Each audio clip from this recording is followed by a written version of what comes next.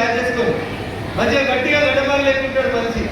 Cancer వచ్చిందని విన్నాక ఏడాది 2 ఏళ్ళ ఎంత గట్టిగా ఉన్నాడు కానీ వికెట్ క్లియర్గా పోతా ఉంది.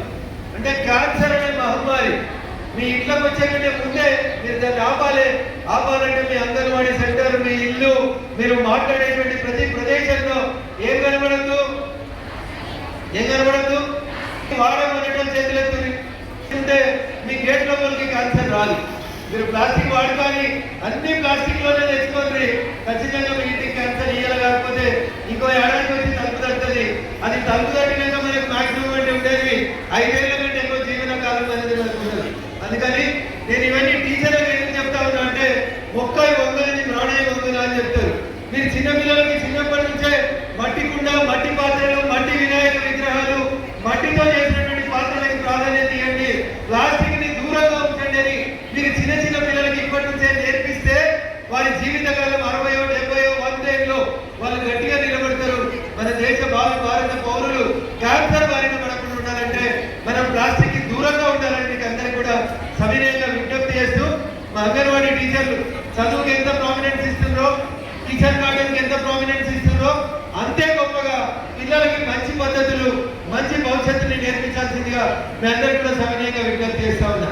పోషణ్ పక్వాడ్ అభియాన్ కార్యక్రమంలో భాగంగా కొన్ని కాగితాలు పెట్టింది మా అమ్మట. ఈ కాగితాలలో పాయింట్ రాసింది మీ సిడిపిఓ గారు. ఏం రాసిందంటే రోజు గంట సేపు పిల్లలు సెల్ ఫోన్ కి దూరంగా ఉండాలంట. నేను అంటున్నా గంట కూడా సెల్ ఫోన్ ఇవ్వదు పిల్లలకి అనేది నా తీర్మానం. దీంతో దయచేసి మీరందరూ ఏకీభవించాలి. 24 గంటల్లో గంట లేకపోతే అట్లే పిల్లడు అట్లే అలవాటు పడిపోతుంటాడు. ఇక రోజు సెల్ ఫోన్ లేకపోతే ఏం పని చేయలేడు.